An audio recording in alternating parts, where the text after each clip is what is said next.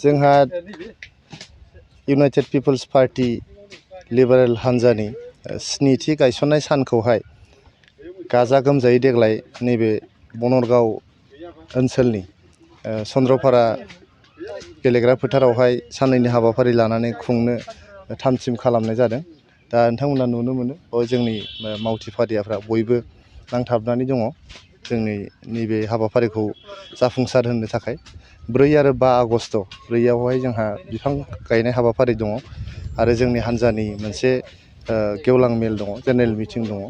बिनि उनावहाय जोंहा 5 आगस्टआवहाय जिहेतु जोंनि हान्जाया 2015 मायथाइनि 5 आगस्टआव दतमानि थुलुंगाफुरियाव जोनोम मोन्दोंमोन।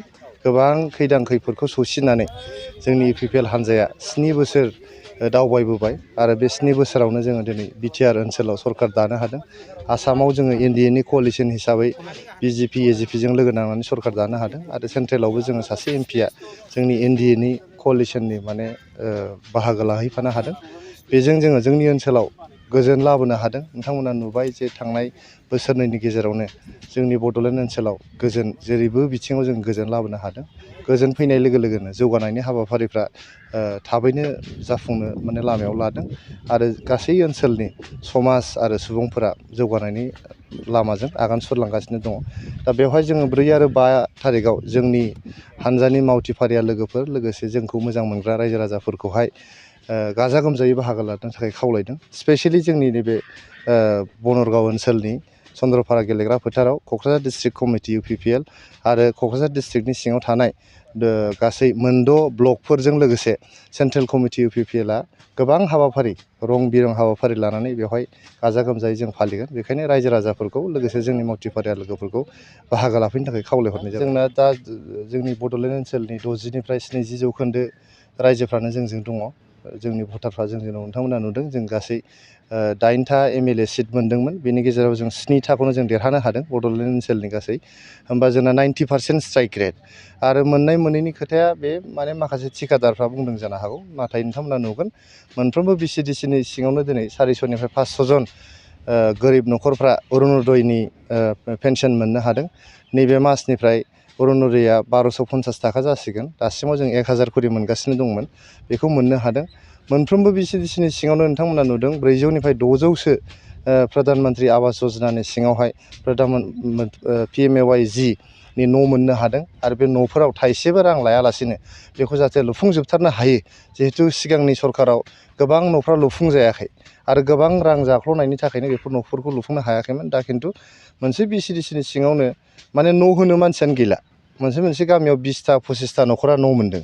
गथिखे न' होनांगौ फेमिलि नागिरनो हयथ' फैगोन बोसोरनिफ्राय जों मोननायानो नंला। ओंखायनो देग्लायहाय जोङो मेसिभ भाबै मोनफ्रोमबो बिसिडिसिआव बेफोर न'फोरखौ होनाय जादों। बेनिफ्राय नोंथांमोना नुदों दा जोङो खुन्दुं, कम्बल, साथा बेफोरखौ रानाबालायनो सुपार 50 नोंथांमोना नुबाय मैया दाखालिसो जोङो बेखेवनानै होबाय। बे सुपार 50नि गेजेरजों जोंनि ओनसोलनि गथ'फ्रा लाइमोन गथ'साफ्रा जुदि IITफ्राव NITफ्राव एडमिसन मोनोबा बिथांमोननि जिउआ जाफुंगोन।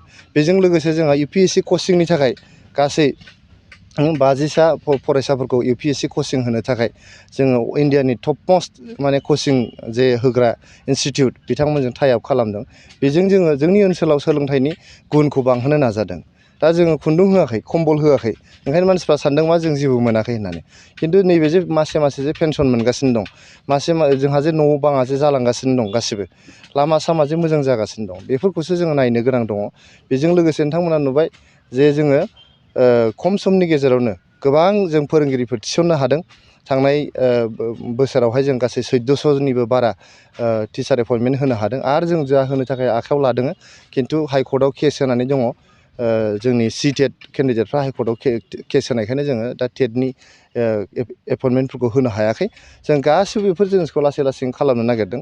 हयथ' गोदान सोलायनाय हिसाबै दासो सरकारा जोंना 1.5 बोसोर जादों जे गोदान मोनसे सिस्टेमजों जों लाबोदों। बेवहाय जों मानसिफोरखौ जे साफ्रोमखौबो जे थिकादार बानायजोब्बायमोन, कन्ट्रेक्टर बानायजोब्बायमोन सिगांनि सरकारा।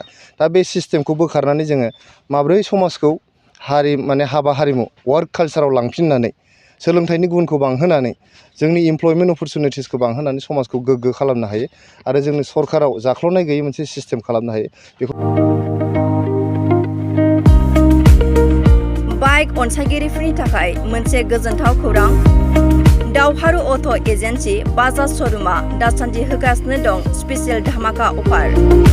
क'क्राझार सहरनि जे रोडआव थानाय दावहारु अट' एजेन्सि बाजाज श'रुमा नोंथांमोननो होगासिनो दं स्पेसियेल धामाका अफार। एसेल' डाउन पेमेन्ट होग्रोनानै नोंथाङा लानो हागोन बाजाज कम्पानिनि गुबुन गुबुन मडेलनि बाइकफोरखौ।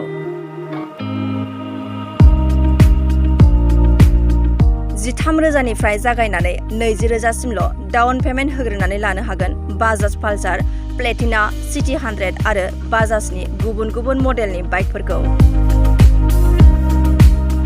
बाइकजों लोगोसे मोनफागोन गंसे फ्री हेलमेट। बायगिरिफ्रा बाजाज फाइनान्स लिमिटेड नङाब्ला एक्सिस बेंकनि गेजेरजों गोरलै राहाजों फाइनान्सआव बाइकखौ लानो हागोन। अब्ला मानोथो गोबाव खालामदों? बे मोजां खाबुनि समावनो नोंथाङाबो लादो इन्डियानि नाम्बार 1 कम्पानि बाजाज बाइक। फाइनान्सआव बाइकखौ लानो थाखाय नोंथांनो गोबां फोरमान बिलाइफोरनि गोनांथि गैया।